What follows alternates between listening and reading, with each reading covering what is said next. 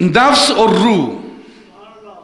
रूह भरी हुई है नेकियों से, नफ्स भरा हुआ है गुनाहों से, गुनाहों से भरा हुआ है।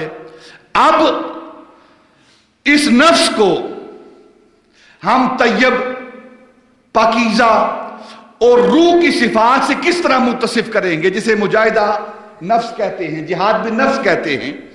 इसकी मिसाल हजरत मौलाना रूम, हजरत मौलाना रूम मस्त बादा एक यूं, आप फरमाते हैं इसकी मिसाल यूं है कि एक तालाब पानी से भरा हुआ है, उसके साथ दूसरा तालाब है वो भी पानी से भरा हुआ है। दोनों तालाब हैं, दो हौज हैं। एक हौज के अंदर मछलियां हैं और दूसरा हौज मछलियों से खाली है, मछलियों से खाली है। तो जो खाली हौज है, अगर वो चाहे, उसकी ख्वाहिश हो कि उस हौज के अंदर भी, उस पानी के अंदर भी मछलियां आए, तो उसका तरीका क्या है? हजरत मौलाना रूम फरमाते हैं कि खाली हौज को चाहिए कि भरे हुए हौज के साथ निस्बत जोड़े,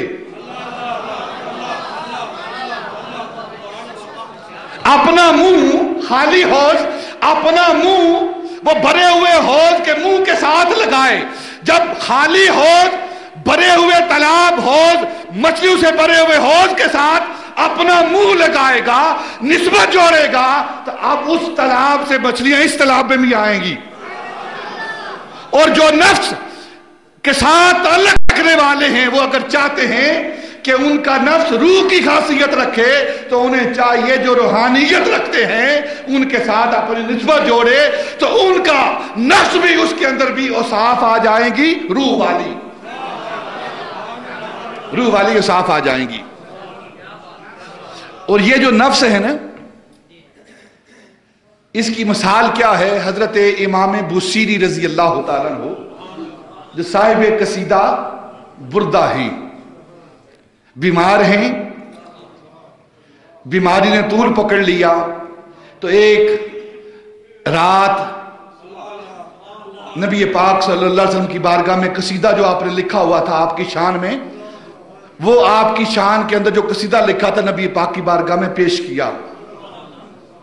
तो नबी पाक सल्लल्लाहु अलैहि वसल्लम ने चादर मुबारक डाली, ऊपर हाथ फेरा, तो हजरत इमाम बुसीरी जो बीमार हैं, अरसे से बीमार हैं, चल नहीं सकते, नबी पाक सल्लल्लाहु अलैहि वसल्लम के हाथ फेरने की वजह से, लुमस की वजह से अल्लाह रब्बुल इज्जत ने उनको शफा दी। और सुबह जब हुई तो खुद बखुद अपनी चारपाई से नीचे उतर कर चलने लगे, वो हजरत इमाम बुसीरी रजी अल्लाह तआला अन्हु। क्योंकि ये महीना सूफिया है, मुजाहिदा नफ्स करने वालों का महीना है, इसलिए इन्हीं की बातें करते हैं। हजरत इमाम बुसीरी रजी अल्लाह तआला फरमाते हैं, अन-नफ्स का तिफले, ये जो नफ्स है बच्चे की तरह है, बच्चे की मानद है, जो दूध पीता हुआ बच्चा होता है उसकी मानद है ये नफ्स। दूध पीता बच्चा जो है, एक उम्र के बाद, एक मुद्दत के बाद उसका दूध छुड़ा लिया जाता है। जब बच्चे का दूध छुड़ाया जाता है तो बच्चा रोता है, रोता है ना, बच्चा रोता है, उससे दूध छुड़ाया गया है। लेकिन थोड़े अरसे के बाद, 2, 4, 6 दिन के बाद, वो बच्चा जिसका दूध छुड़ाया गया है वो खामोश हो जाता है, चुप कर जाता है। और अगर उसका दूध न छुड़ाया जाए और वो पीता रहे, तो आपने देखा होगा बाज बच्चे 10-11 साल की उम्र में भी वो अपना फीडर लेते रहते हैं। देखा है कभी कि नहीं? क्यों? इसलिए कि उसका दूध वक्त पर छुड़ाया नहीं गया। मां बाप अपनी मोहब्बत की वजह से रोएगा, चिल्लाएगा, जिद करेगा, इसलिए रोए ना, ये चिल्लाए ना, जिद ना करे, कोई नहीं, दूध पीता है, पीता रहे। और बड़ी उम्र में भी उसे ये बुरी आदत, बच्चे की उम्र में दूध पीना अच्छी आदत है, लेकिन जब बच्चा बड़ा हो जाए, फीडर के जरिए दूध पिए, तो ये उसकी बुरी आदत है। حضرت امام بصیری رضی اللہ تعالیٰ فرماتے ہیں کہ یہ نفس بھی طفل کی طرح ہے، بچے کی طرح ہے، دودھ پیتے ہوئے بچے کی طرح ہے. جب اس کا دودھ چھڑایا جائے روتا ہے، اور نفس کا جب دودھ چھڑایا جائے تو یہ بھی روتا ہے. نفس کا دودھ کیا ہے؟ گناہ کرنا، نافرمانی کرنا. جب اس نفس کو روکا جائے گا گناہ سے تو یہ تنگ کرے گا، انسان تنگ ہوگا. نفس اسے بہانوں کے ذریعے، طرح طرح کے بہانوں سے اسے تنگ کرے گا.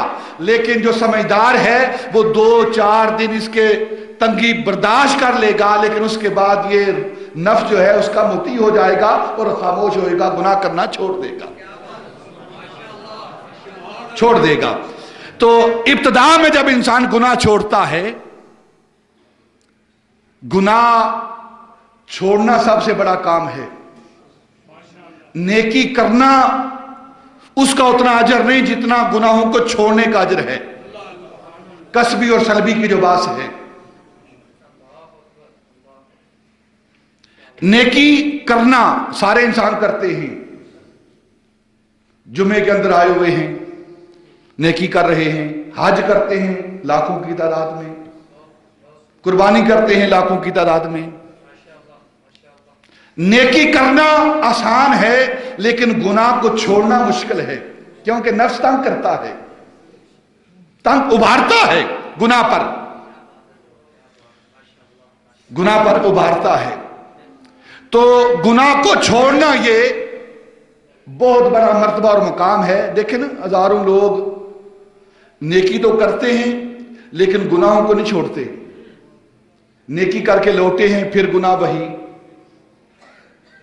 مسجد سے نماز پڑھ کے جو ہی باہر نکلے ہیں، باہر جاتے ہی جوتا چوری کیا ہے. نماز پڑھ کے فارغ ہوئے ہیں، فارغ ہوتے ہی کسی کی جیب میں ہاتھ ڈالا ہے. اب نیکی تو کر رہے ہیں لیکن گناہوں کو چھوڑ نہیں رہے. تو یہ نفس جو ہے یہ انسان کو گناہوں کی طرف مائل رکھتا ہے، نافرمانی کی طرف مائل رکھتا ہے. تو حضرت مولانا روم فرماتے ہیں، حضرت امام بصیری فرماتے ہیں کہ تھوڑے عرصے کے لیے یہ تمہیں تنگ کرے گا، اس کے بعد یہ اپنی عادت، اپنی ضد چھوڑ دے گا اور تم گناہوں سے پاک ہو جاؤ گے.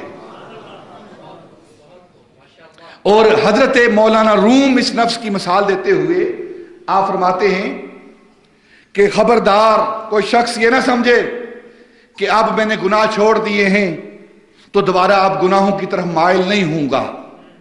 آپ فرماتے ہیں اس نفس کی مثال ایک سانپ کی ہے. سانپ، نفس کی مثال سانپ کی ہے. آپ فرماتے ہیں مثال دے کر بات کو سمجھاتے ہیں. حضرت امام سعدی رضی اللہ تعالیٰ، شیخ سعدی اور حضرت مولانا روم، یہ 2 ہستیاں ہیں جو دین اسلام کو مثالوں کے ساتھ، تشبیہ و تمثیل کے ساتھ بات کو سمجھاتے ہیں تاکہ لوگوں کے ذہنوں کے اندر بات بیٹھ جائے.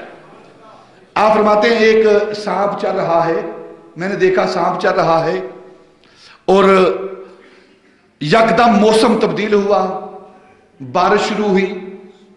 بارش کے ساتھ ساتھ برف وہ بھی آنی شروع ہو گئی اور برف پڑنا شروع ہو گئی. جس طرح آپ دیکھتے ہیں پچھلے دنوں میں یورپ میں 2-2, 3-3 فٹ برف پڑی تھی، 4-4 فٹ برف پڑی تھی. حضرت مولانا روم فرماتے ہیں کہ اس بارش کے ساتھ ہی اس کے بعد برف پڑنا شروع ہو گئی. اب وہ سانپ جو پہلے بڑی تیز حرکت کے ساتھ چل رہا تھا، اب اس کی حرکت تھوڑی مدھم ہوئی، کیونکہ گرمی سے، حرارت سے انسان کے اندر قوت پیدا ہوتی ہے، تیزی پیدا ہوتی ہے، اور سردی برودت کی وجہ سے اس کے اندر سستی پیدا ہوتی ہے. تو پہلے جو سانپ بڑی تیز چل رہا تھا، اس سردی کی وجہ سے، برف کے گرنے کی وجہ سے اب اس کی حرکت کم ہوئی اور آہستہ آہستہ آہستہ ایک جگہ بیٹھ گیا، اس کی حرکت بند ہو گئی اور برف پڑتی رہی، پڑتی رہی، پڑتی رہی، پڑتی رہی، حتیٰ کہ آپ فرماتے ہیں برف کے پہاڑ بن گئے، برف کے پہاڑ بن گئے اور وہ سانپ نیچے ہے. پھر آپ فرماتے ہیں وقت گزرتا رہا، وہ پہاڑ جو برف کے تھے جمے رہے. اس کے بعد مرور زمانہ، وقت گزرتا گزرتا ایک ایسا وقت آیا کہ اب حدت بڑھی، گرمی بڑھی، تمازت آفتاب ہوئی. تو اس کی وجہ سے، تمازت آفتاب کی وجہ سے، گرمی کی وجہ سے، حرارت کی وجہ سے اب وہ پہاڑ جو برف کے تھے وہ پگھلنا شروع ہو گئے. آہستہ آہستہ آہستہ وہ سارے پہاڑ پگھل گئے برف کے. جب سارے پہاڑ پگھل گئے تو ایک دن سورج نکلا، اس نے اپنی گرمی، اپنی حرارت اس سانپ پر ڈالی. وہ سانپ جو برسوں صدیوں سے برف کے اندر منجمد تھا، جمع ہوا تھا، اس کے اندر حرکت نہیں تھی. جو ہی اسے گرمی پڑی تو اب وہ حرکت کرنے لگا اور چلنا شروع کر دیا اس نے. آپ فرماتے ہیں کہ انسان لاکھ کوشش کرے، لاکھ اس پر نیکیوں کی برودت ڈالے، نیکیوں کا نور ڈالے، لیکن جب بھی اس نفس پر گناہوں کی گرمی پڑے گی یہ پھر زندہ ہو جائے گا اور چلنا شروع کر دے گا. یہ نفس ایسا ہے، چلنا شروع کر دے گا. تو انسان کو چاہیے کہ اس نفس پر کبھی بھی گناہوں کی گرمی نہ پڑنے دے، ہر وقت اس پر نیکی کی برودت ڈالتا رہے، نیکی کی ٹھنڈک ڈالتا رہے، تاکہ یہ نفس اس کے اندر حرکت پیدا نہ ہو. یہ ہے جہاد بالنفس.